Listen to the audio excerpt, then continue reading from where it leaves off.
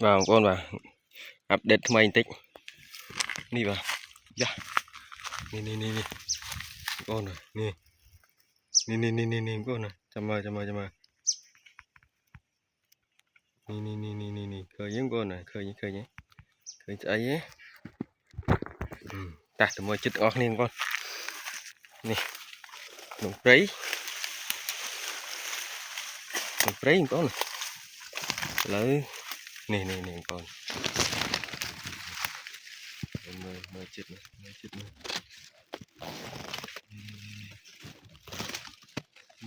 con này lấy nít ta cái ca do việt em đón con này như đứt vòng hơi sáng gì mà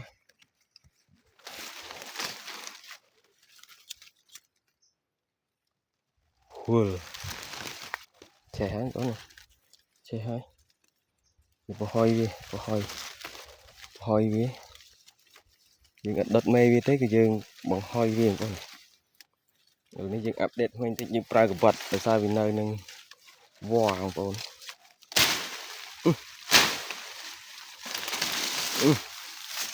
đúng không con này,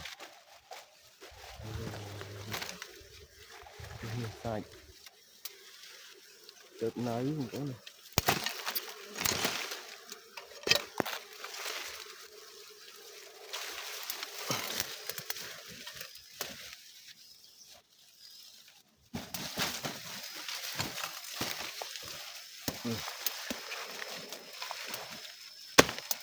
Luộc đây không? Sạch con,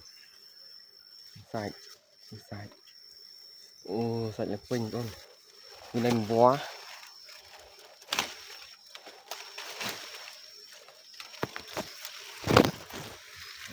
Thì cái ca cắt vô việt em đó,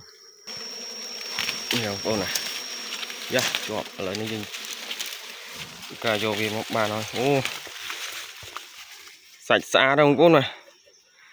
là lương đây mà đâu rồi ra sạch xã bên trên mê vì hay là pin mây này ô sạch con này từ nhỏ bạn bị bay con đây tôi họ sơn miền tắc con này tắc vì phắc ó hỏi cái này này ô này sạch bên trên này con này này mê vì hà